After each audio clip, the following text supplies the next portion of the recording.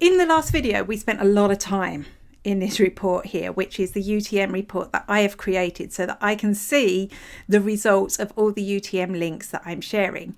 And I noted that number 3 here in the UTM link that had driven most conversions was this social media fest.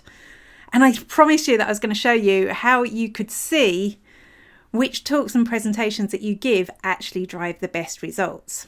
So firstly, because I'm using this UTM and I'm using presentation in it, I can actually just quickly narrow down this report to see what other talks I may have given that have contributed. So click into the search bar and type presentation.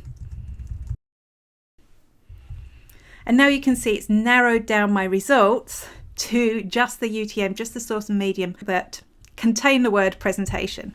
And straight away, here's the social media fest that we got 37 from, and these were actually, the rest of them here were all online events. So that's really interesting. I can see which online events drove the most conversions. One thing that you could do actually with your UTM is you could create another parameter, a content parameter, where you could actually filter this down by online presentation or in-person presentation. For me, that would be really interesting to see that do in-person presentations drive more results. Like this social media fest, this was in person, the rest of these were online. You can make this report permanent. So here you can see I've actually created a report. It will show me every time that I include presentation in my UTM, it's going to pop into this report here. So I can monitor this over time, which is all very good. But how am I actually getting that UTM? If I'm standing on a stage, how am I getting people to visit using this UTM? Or if I'm presenting on a screen, how am I getting that? Well, there's 2 things I do. Firstly, I just use Google's inbuilt QR code creator. It's very quick, it's free to use, just any page that you're on. So this is something I'm selling. You can click on the 3 dots at the top and you can go to save and share and create QR code.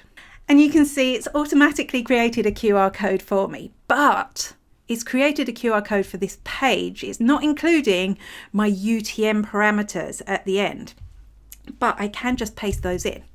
So you can see I've pasted in the full link. It's all here, including all my UTM parameters. Then I can just download it and I can use it in my presentation.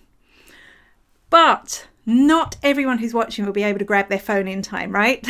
Or maybe if it's an online presentation, they could be watching on their mobile device. So I actually like to make a link as well, but a nice short link, something it's easy for them to type in, because I'm not going to be, oh, it's spiderworking.com/done-UTM and nobody's following that. So what I do is I use a tool called Pretty Links, which is a plugin that I use on my WordPress site, and that can make a really easy to remember link, short link, that will drive people to the same page and will carry those UTM parameters over.